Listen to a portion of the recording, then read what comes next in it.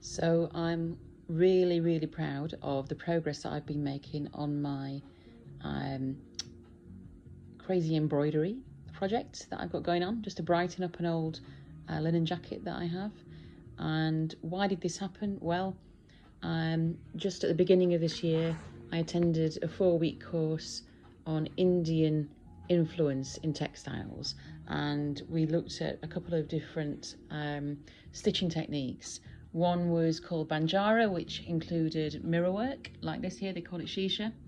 And then there was also Fulkari, which had a lot of darning type stitches. And the stitches that you see that I've used here, they're obviously very individualized and interpreted according to my own tastes and preferences.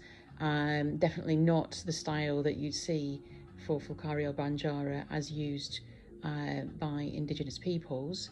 I think what's true to say is that I have just used those techniques a bit and borrowed them and done my own thing with them. So I've really had fun with this though. You'll see here that I've used the interlacing technique with a bit of shisha mirroring on one of the pockets, and then also the cowrie shell technique as well on the interlacing. And you'll see I've put a few little beads on top as well. So for me, this looks a little bit like shells caught in a net under the sea, and you can see the air bubbles rising above. But what I'm really loving is my work here that I've been doing on the sleeve. I've gone full sleeve. That's my little joke for myself. Obviously, people with tattoos know that to go full sleeve means you have your arm proudly done with a full length of tattoos. Well, I've used embroidery here for something comparable, no doubt. Anyway, bits that I really like on here, I've got a nice tree in the bottom corner and a few flowers down here. I was started to think that this was a bit of honeycombing, and I was going to put a bee on there, but that's not happened yet. Maybe it will, I don't know. And a nice poppy here.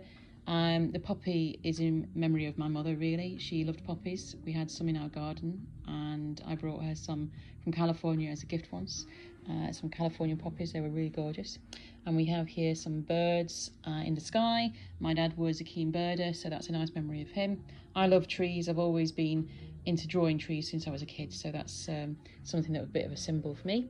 I was wearing my heart on my sleeve for Valentine's Day the other week, so that's made its way onto there. I love lavender, and I think I've been inspired with a bit of a lavender type feel here on this side. And what else have I got?